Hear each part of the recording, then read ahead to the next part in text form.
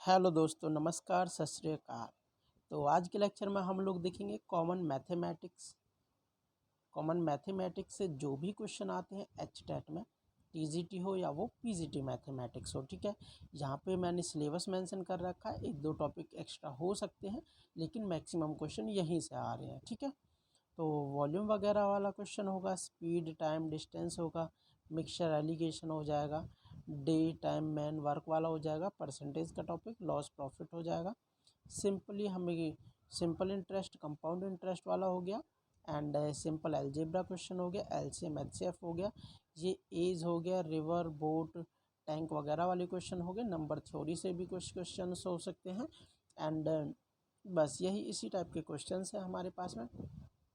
तो इससे पहले मैं 2 लेक्चर्स करा चुका हूँ, यदि आप लोगों ने वो नहीं देखे हैं तो उन्हें जाके ज़रूर देख लीजिए। वो हमारे पास में 2021 के जो टीजीटी और पीजीटी का क्वेश्चन पेपर था, जिसके अंदर कॉमन क्वेश्चंस आते हैं मैथ के, वो कराए थे मैंने। अब इसमें मैं 2020 का, मतलब वैसे तो 2021 में ही हुआ था ये जनवरी के अंदर पेपर, जो 10 क्वेश्चन, ये इसमें 11 क्वेश्चन हैं, 11 क्वेश्चन जो टीजीटी के हैं हम उनको करेंगे। ठीक है, अब चलते हैं अपने लेक्चर की तरफ। फर्स्ट क्वेश्चन पे आते हैं। तो फर्स्ट क्वेश्चन है, यहाँ पे 3 संख्याएं 2:3:4 के अनुपात में है, उनके घनों का योग। यदि हम उनके घन दैट मीन्स क्यूब, यदि हम उनका क्यूब करते हैं तो उनका योग हमारे पास 33,957 हो, तो वो संख्याएं ज्ञात कीजिए। तो हम इसे ऑप्शन का यूज़ करते हुए करेंगे, क्योंकि ऑप्शन का यूज़ करने से काफ़ी ईजी हो जाएगा। वैसे तो काफ़ी लेंथी पड़ जाएगा, तो इसलिए हम इसे ऑप्शन से करते हैं। तो ऑप्शन से किस प्रकार करना है हमें, जो इसका यूनिट डिजिट है वो 7 है, जो हमारे पास में सम आना चाहिए वो यूनिट डिजिट का 7 है। तो अब हम क्या करेंगे, जो ऑप्शंस दे रखे हैं उनके यूनिट डिजिट उठाएंगे और क्यूब करेंगे, एंड देन उनके यूनिट डिजिट को ऐड करेंगे। तो हमारे पास जिसका भी 7 आ जाएगा वो करेक्ट हो जाएगा। यहाँ से हमारे पास में इसका यूनिट डिजिट ये 4 है, 4 का क्यूब करेंगे तो हमारे पास 64 आ जाएगा, 64। देन प्लस करेंगे, फिर 21 है, 21 में 1 है यूनिट डिजिट, इसका ऐड करेंगे तो 1 आएगा। एंड 8 है, 8 का हमारे पास में पहले 8 और 2 64 हो जाएगा, फिर 4 गुना 8 करेंगे तो 32 हो जाएगा। दैट मीन्स 2 यूनिट डिजिट 2 आने वाला है। तो ये हमारे पास यूनिट डिजिट है, इनको ऐड करेंगे तो यहाँ से 7 आने वाला है आंसर। तो ऑप्शन नंबर फर्स्ट यहीं से ट्रू हो जा रहा है। लेकिन हम और ऑप्शंस को भी चेक करेंगे, क्योंकि जल्दबाजी में कहीं गलत ना हो जाए। तो नेक्स्ट हमारे पास में 2 है यूनिट डिजिट, 8 हो जाएगा, फिर 8 का करेंगे, अभी किया था 2 आ गया था यूनिट डिजिट, 4 का हमारे पास 4 आ जाता है यूनिट डिजिट। इनको ऐड कर रहे हैं तो हमारे पास 4 आ रहा है यूनिट डिजिट, दैट मीन्स ये रॉन्ग है। इसी प्रकार इनका करेंगे तो 8 का 2 यूनिट डिजिट आ रहा था क्यूब करने पे, एंड 2 का 8 आ रहा है, एंड 6 का 6 का हमारे पास क्यूब करते हैं तो 2 से 16 होता है। ये चीज़ें आप लोगों को पता होना चाहिए। यदि इनको ऐड करते हैं तो हमारे पास वापस से 14 आ जा रहा, ये 16 आ जा रहा है हमारे पास में। तो 6 यूनिट डिजिट है, दैट मीन्स इतना नहीं आ पा रहा है। एंड लास्ट वाले को करेंगे तो काफ़ी छोटा नंबर है, इतना कभी आ ही नहीं सकता। ठीक है, तो हमारे पास में जो फर्स्ट ऑप्शन है वो ही करेक्ट है। ठीक है, चलते हैं अपने नेक्स्ट क्वेश्चन की तरफ। नेक्स्ट है हमारे पास में, एक गोले की त्रिज्या के दोगुने होने पर उसके आयतन में कितने प्रतिशत की वृद्धि हो जाती है। यदि एक गोले की त्रिज्या को हम 2 गुना कर देते हैं, मतलब पहले उसकी त्रिज्या जो रेडियस है वो r है, एंड देन बाद में हमारे पास वो 2r हो जाती है, तो उसका जो रेडियस, जो उसका वॉल्यूम है, कितना प्रतिशत बढ़ जाएगा। वॉल्यूम का फॉर्मूला क्या होता है, 4/3 पाई आर क्यूब। वैसे हम इसे डायरेक्ट करेंगे, इसके लिए हम क्या फॉर्मूला लगाएंगे, 2r1, मतलब जो बढ़ी हुई रेडियस है उसका क्यूब, माइनस जो पहले वाली रेडियस थी अपॉन में पहले वाली रेडियस। ये चीज़ इसका फॉर्मूला लगेगा डायरेक्ट। यहाँ से आ जाएगा 8r³ माइनस ये r³ अपॉन r³, ये बचेगा 7r³ अपॉन r³। r³ से r³ कैंसिल हो जाएगा। परसेंटेज निकालने के लिए इंटू में 100 करेंगे, और तो हमारे पास आ जाएगा ये 700%। ठीक है, ये वाला फॉर्मूला लगा है सिंपली, लेकिन इसे हम इस फॉर्मूले की मदद से किस प्रकार करेंगे, आप लोग ये वाला फॉर्मूला रिमेंबर कर लीजिए। इनटू में 100 और है, ये न्यू रेडियस है, फॉर्मूला के लिए मैं इसको R1, ये R, ये कैपिटल R बना देता हूँ मैं इसको, ठीक है। R³ जो न्यू रेडियस है जो कि 2R के बराबर है, हमने इसी का फॉर्मूला इसी का यूज़ करते हुए इसे हम सॉल्व करके मैंने आप लोगों को दिखा दिया कि 700% आया हुआ था। और इसे इसके हिसाब से कैसे करते हैं, जो हमारे पास में ये लिख लीजिए आप। अब इसे हम इसके हिसाब से करेंगे तो हमारे पास में क्या हो जाएगा, ये हमारे पास में रेडियस है जो पहले वाली रेडियस है, दूसरी रेडियस में R2R हो जाएगी रेडियस, तो इसका क्यूब चढ़ेगा। मतलब जो वॉल्यूम है ये वाला बड़ा आने वाला है, तो कितने प्रतिशत बढ़ा है उसको कैलकुलेट करने के लिए पहले जो अब बढ़ा वॉल्यूम है, बढ़ा हुआ volume that means 4/3 pi 2R³, ये हो गया बढ़ा हुआ वॉल्यूम। एंड इसमें से हम वो घटा देंगे जो पुराना वाला वॉल्यूम था 4/3 पाई R³, ये घटाना पड़ेगा और अपॉन में करना पड़ेगा हमें 4/3 पाई R³ जो पहला वाला वॉल्यूम था इंटू में 100, ठीक है। ये हमारे पास में सिंपली फॉर्मूला है किस प्रकार से कैलकुलेट करेंगे, मतलब न्यू वॉल्यूम माइनस, जैसे इसको हम SP मान लेते हैं, SP माइनस CP करते हैं और ये अपॉन में CP करते हैं, तो इसी प्रकार प्रॉफिट निकालते हैं, जैसे वही फॉर्मूला है सेम उसी के टाइप से, ठीक है। तो हमारे पास में ये आपस में कैंसिल हो जाएंगे, तो लास्ट में हमारे पास बचा था 2R³ माइनस ये R³ अपॉन में ये R³ हो गया था इंटू में 100, ये मैंने फॉर्मूला बताया था। यहाँ से हमारे पास ऑप्शन नंबर 4 करेक्ट था 700%। चलते हैं नेक्स्ट क्वेश्चन की तरफ। यदि आप लोगों को लेक्चर पसंद आ रहा है, मैं किस प्रकार पढ़ा रहा हूँ उसको अच्छे से बता रहा हूँ डिटेल में, और इसका फॉर्मूला भी बता रहा हूँ किससे आप इजी से जल्दी से सॉल्व कर सकते हो। तो चलते हैं अपने नेक्स्ट क्वेश्चन की तरफ। नेक्स्ट क्वेश्चन है, एक व्यापारी एक वस्तु को 24 रुपये में बेचता है तथा वस्तु के मूल्य के बराबर प्रतिशत लाभ कमाता है, तो वस्तु का लागत मूल्य ज्ञात कीजिए। तो वस्तु का हमें लागत मूल्य ज्ञात करना है। जो व्यापारी है वो उसे 24 रुपये में बेच देता है, कब, जब उसे X% का लाभ होता है ऑन X पर। इसे कैसे निकालते हैं, X% ऑन X के ऊपर अपॉन में कितना हो जाता है हमारे पास में 100, और ये इज इक्वल टू हो जाएगा, ये तो CP है ये SP है 24, यदि SP में से CP हम X ये घटा देंगे तो हमारे पास में प्रॉफिट आ जाएगा। ये प्रॉफिट के इक्वल, अब जो इक्वेशन इस चीज़ को सेटिस्फाई करती है वही हमारे पास में जो वैल्यू इनमें से इस इक्वेशन को सेटिस्फाई करता है हम उसी को ले लेंगे, ठीक है। और इसे यदि हम सॉल्व करने बैठेंगे तो थोड़ा लेंथी प्रोसेस हो जाएगा, इसलिए हम इसका यूज़ करेंगे ऑप्शंस का। फर्स्ट हमारे पास में यदि 15 रखेंगे तो 15 यहाँ से 225 अपॉन 100, ये हो जाएगा 2.5, ये 2.5, और यहाँ से x की जगह हम 15 घटाएंगे तो हमारे पास में कितना आ रहा था, 6 और 3 8 वो 9 के इक्वल नहीं आया, ठीक है। अब 17 करेंगे इसी प्रकार, तो 17 हमारे पास में 289 आने वाला है। जब बटे में 100 आएगा तो पॉइंट यहाँ ये पॉइंट हमारे पास में यहाँ लग जाएगा 2.89, और 2.89 जब हमारे पास में पॉइंट में निकल के आएगा, पॉइंटों में आंसर, तब तक वो सॉल्यूशन नहीं हो सकता, क्योंकि इस साइड में हमारे पास में कंप्लीट सॉल्यूशन निकलने वाला है। क्यों, 24 में से यदि 15 घटाएंगे तब भी 9 आया निकल के, 17 घटाएंगे तो हमारे पास में 5 आ जाएगा, ये 7 आ जाएगा हमारे पास में, 17 घटाएंगे तो 18 घटाएंगे तो हमारे पास में 6 आएगा। तो दैट मीन्स यदि 18 का भी स्क्वायर करेंगे, यहाँ स्क्वायर है तो 18 361 अपॉन 100, तो यहाँ से भी ये गलत आने वाला है। तो ऑप्शन हमारे पास में लास्ट वाला ही करेक्ट आएगा 20। डायरेक्ट हम 20 को भी देख सकते थे एक बार, क्योंकि वो इजी भी लग रहा था सॉल्व करने में। तो 20 कैसे आया हमारे पास में, 20 इंटू 20 अपॉन में 100, तो एक जीरो से एक जीरो, ये जीरो ये जीरो, ये हमारे पास में कितना आ गया 4 आ गया, और 20 में से हम 20 सब्सट्रैक्ट 24 में से 20 सब्सट्रैक्ट किया तो ये हमारे पास 4 आ गया। ठीक है, तो यही है हमारे पास में। यदि इसे सॉल्व करने बैठते तो ज़्यादा टाइम लगता, लेकिन इससे हमने इजीली कर लिया है। चलते हैं अपने नेक्स्ट क्वेश्चन की तरफ। नेक्स्ट यहाँ पे 15 व्यक्तियों के एक समूह में 7 हिंदी पढ़ते हैं, 8 अंग्रेजी पढ़ते हैं। ये हमारे पास में एक वेन डायग्राम वाला इस टाइप का क्वेश्चन है। ये हिंदी वाला हो गया, ये इंग्लिश वाला हो गया, और 3 उनमें से कुछ नहीं पढ़ते हैं, कोई भी भाषा नहीं पढ़ते हैं। तो पूछा हुआ है कितने व्यक्ति हिंदी और इंग्लिश दोनों चीज़ें पढ़ते हैं।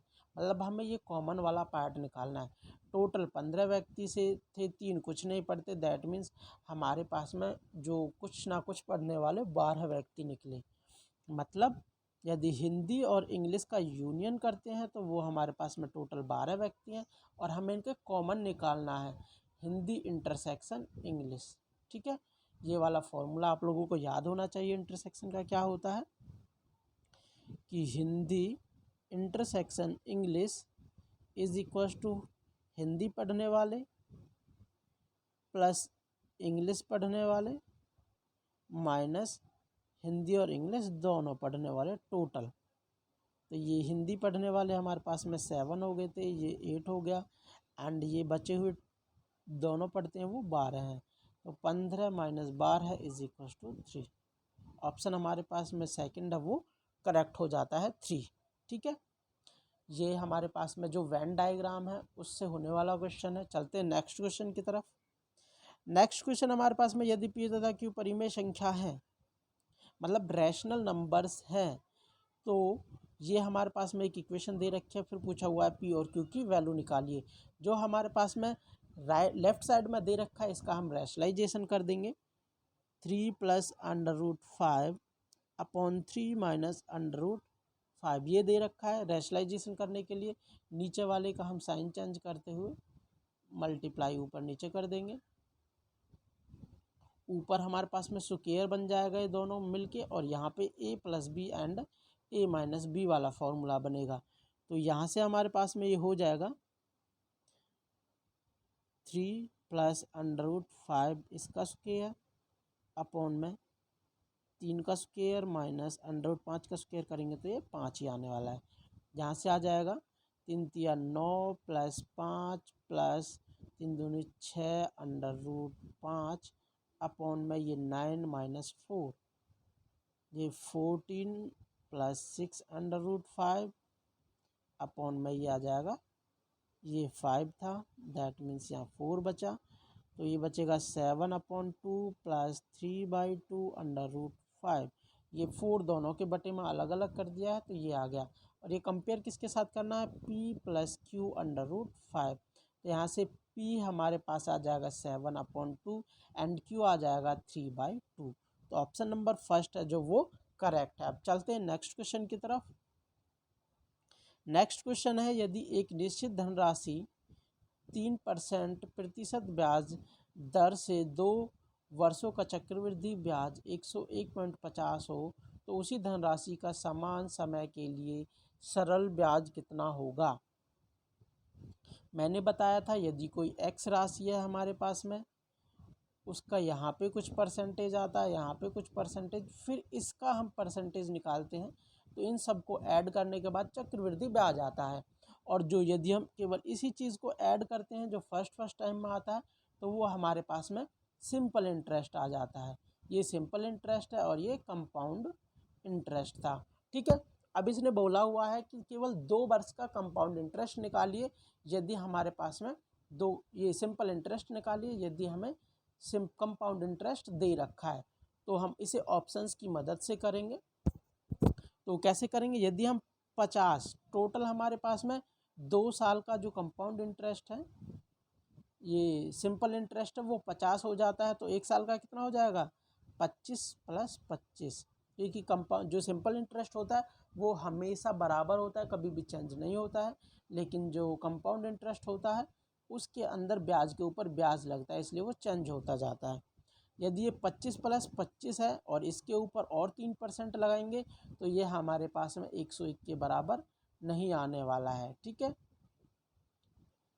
आप लोग इसे कैलकुलेट भी कर सकते हो, इजीली कैलकुलेट हो जाएगा। 25 ये 25 आया है, ये किसी बड़ी संख्या का 25 आया, ये भी 25 आया निकल के। यदि अब हम 25 का 3% निकालेंगे तो और भी कम आ जाएगा, ये तो मुश्किल से 50-60 50-55 के आसपास आएगा, लेकिन हमें इतना चाहिए था।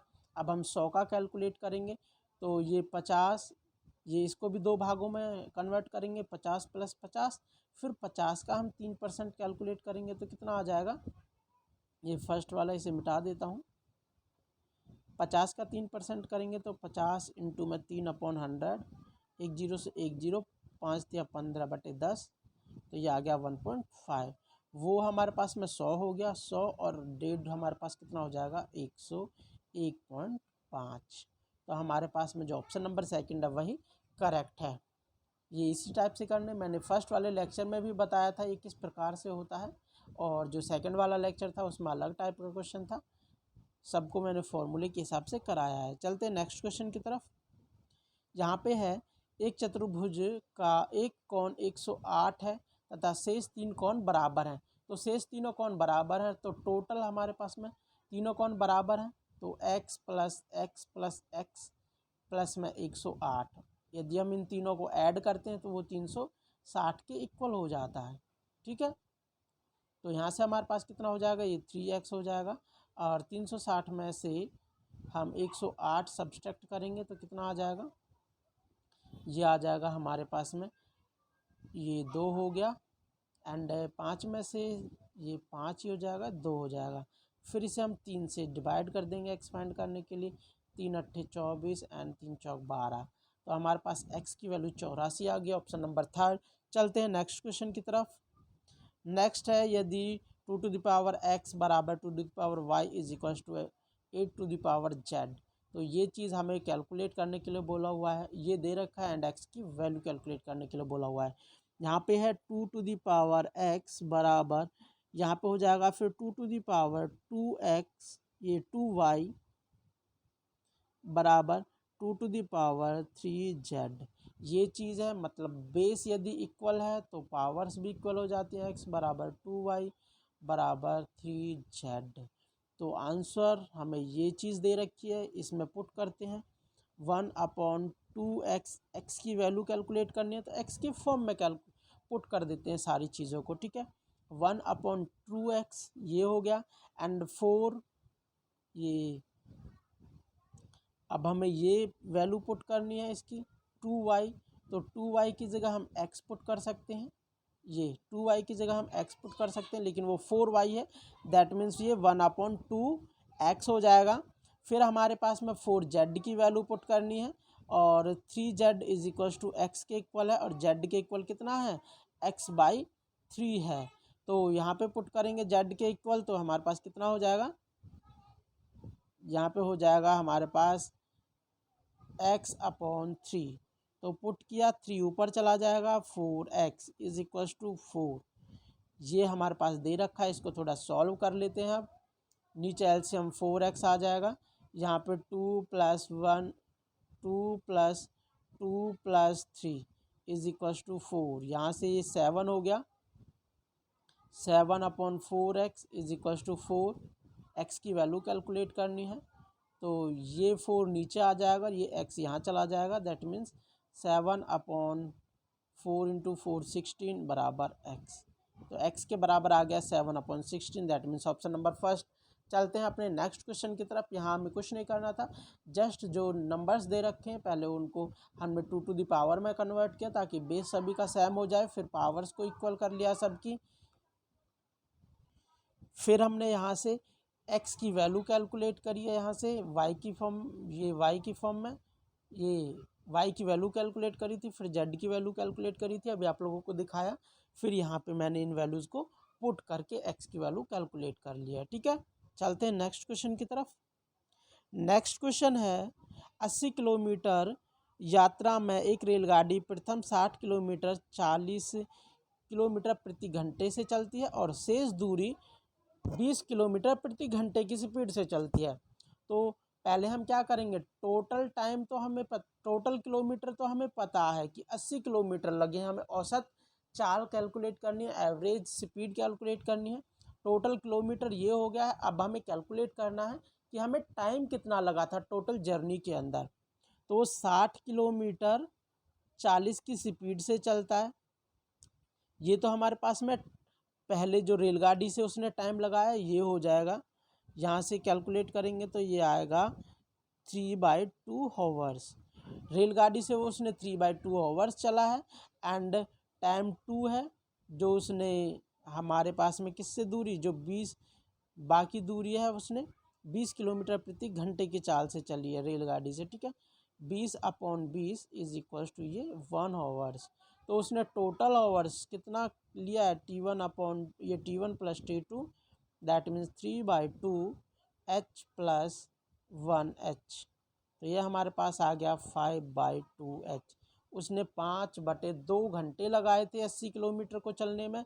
तो स्पीड कितनी हो जाएगी, speed is equals to 80 upon में टाइम 5/2। तो 2 हमारे पास ऊपर चला जाएगा, 5 एकम 5 16 से जाएगा एंड 16 दूनी 32 किलोमीटर पर आवर। तो ऑप्शन नंबर हमारे पास में थर्ड इसका करेक्ट है। इसके लिए आप लोगों को क्या फॉर्मूला रिमेंबर रखना है, तो इसके लिए फॉर्मूला रिमेंबर रखना है। इस चीज़ को मैं थोड़ा मिटा देता हूँ।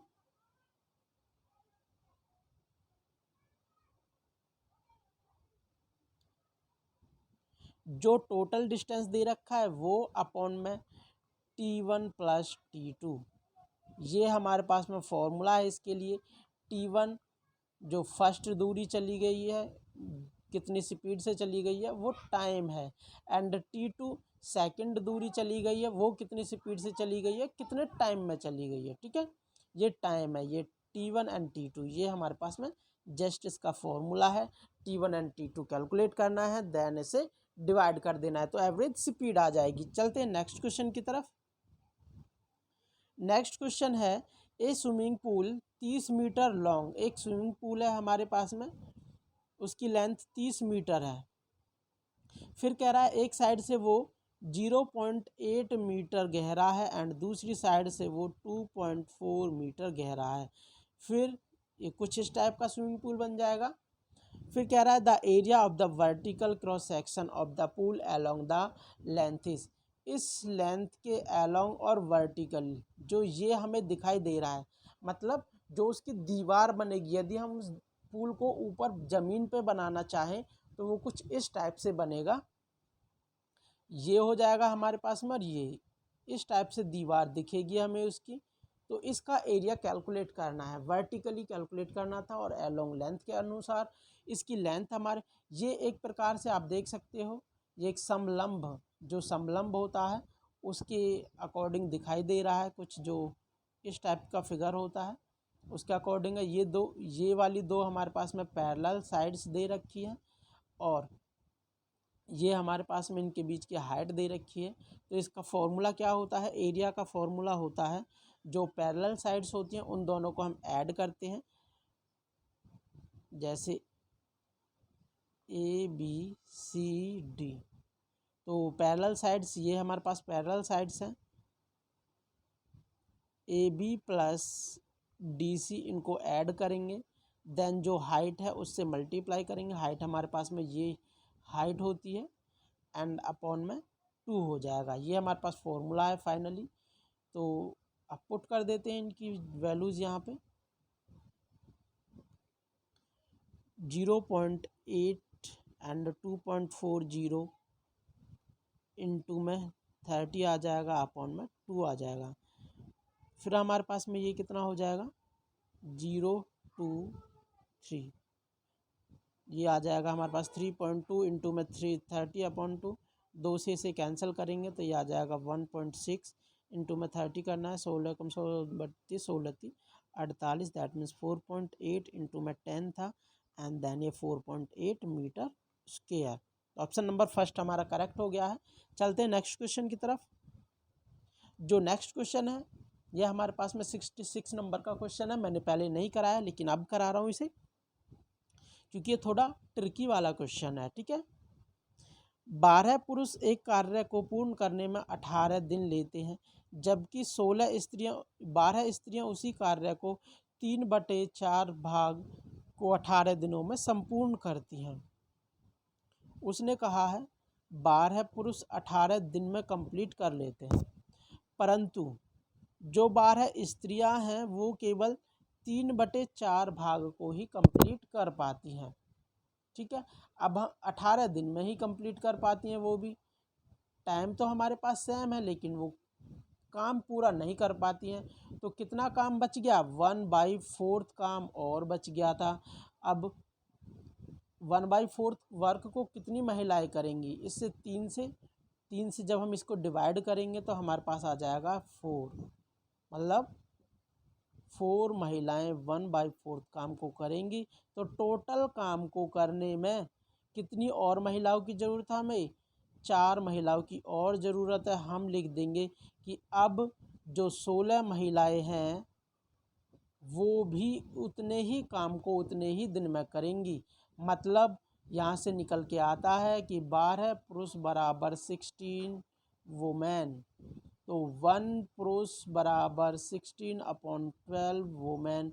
लेकिन हमें पूछा हुआ है 10 पुरुष और 8 स्त्रियाँ, तो 10 पुरुष कितने वुमेन के बराबर हो जाएंगी। मैंने लास्ट लेक्चर में भी पढ़ाया था इस टाइप का क्वेश्चन। तो अपॉन में 12 × 12, ये 10, ये 4 से कट करूँगा तो 3 4 चौक 16 आ जाएगा हमारे पास में 40/3 वुमेन। ये हमारे पास 40/3 वुमेन आ गए हैं, लेकिन खुद 8 वुमेन और हैं, वो 8 वुमेन और ऐड कर देंगे तो 8 × 24 ये आ जाएगा 64/3 वुमेन। अब जो न्यू वुमेन है वो है हमारे पास 64/3। मैं इस वर्क को मैं मिटा देता हूँ और न्यू वुमेन देखो, ये हमारे पास में जो ओल्ड वुमेन है वो 16 है। हमें 12 नहीं मान के चलना है, 16 मान के चलना है इस क्वेश्चन के लिए, क्योंकि हमने उनको 16 में कन्वर्ट कर लिया था। पूरे वर्क को 18 दिनों में केवल 16 महिलाएं ही कर रही हैं। यदि किसी काम को, जैसे अभी जो लास्ट लेक्चर में जो फर्स्ट वाला लेक्चर था उसमें था कि 4 पुरुष होते हैं और 6 वुमेन होती हैं, वो किसी काम को 10 दिन में कर लेते हैं। यदि डे सेम होते हैं और वर्क सेम होता है और इस प्रकार से होता है। तो मैंने अभी इनका निकाल ही लिया है कि जो 12 पुरुष थे वो 16 वुमेन के बराबर थे। यही चीज़ मैंने निकाल ली है यहाँ से। ठीक है, अब हमें करना क्या है, finally M1 D1 W2 is equal to M2 D2 W1। W1 हमेशा हमारे पास में जो वर्क था हर बार सेम है, अब भी सेम है, ये रहा यहाँ पे लिखा हुआ है।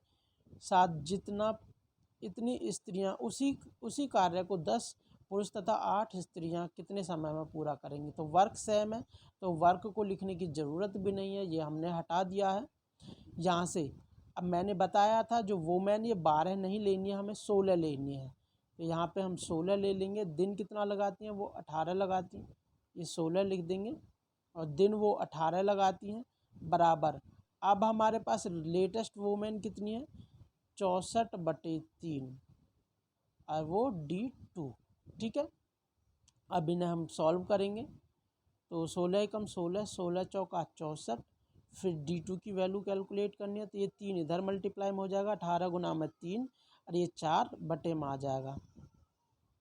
2 से कट करूँगा 2, ये 9 बार जाएगा तो ये 27/2। अब 27/2 को सही से लिखूँगा तो 13 सही 1/2 डेज। ठीक है, तो हमारे पास में जो ऑप्शन नंबर 3 है वो करेक्ट है। ठीक है, यहाँ से करना क्या था, पहले हमें मैन और वुमेन उनकी संख्या इक्वल करने के लिए, क्योंकि इसमें दे रखा था जो 12 वुमेन है वो केवल 3/4 वर्क को करती है, तो 1/4 वर्क बचा हुआ है, उसको कवर करने में कितनी महिलाएं और चाहिएंगी। तो मैंने कैलकुलेट करके देखा तो हमें 4 महिलाएं और चाहिए इतने वर्क को कैलकुलेट करने के लिए। तो हमारे पास में मैंने मान लिया कि स्टार्टिंग में 16 महिलाएं थी, फिर उनका जो रिलेशन था 16 महिलाओं और 12 पुरुषों का, वो कैलकुलेट कर लिया एंड देन हमारे पास में फाइनल आंसर आ गया। यदि आप लोगों को लेक्चर पसंद आया है तो चैनल को सब्सक्राइब कीजिए एंड बेल आइकन को प्रेस कीजिए, अपने दोस्तों के साथ इसे शेयर कीजिए ताकि सब लोगों का भला हो सके, वो भी अपने 10 में से 10 नंबर्स को प्राप्त कर सके। वैसे जो टीजीटी वाला है यहाँ पे 11 क्वेश्चन आए हुए हैं मैथ से, तो आप लोग 11 क्वेश्चन प्राप्त कर पाओगे। और thank you, take care, bye bye.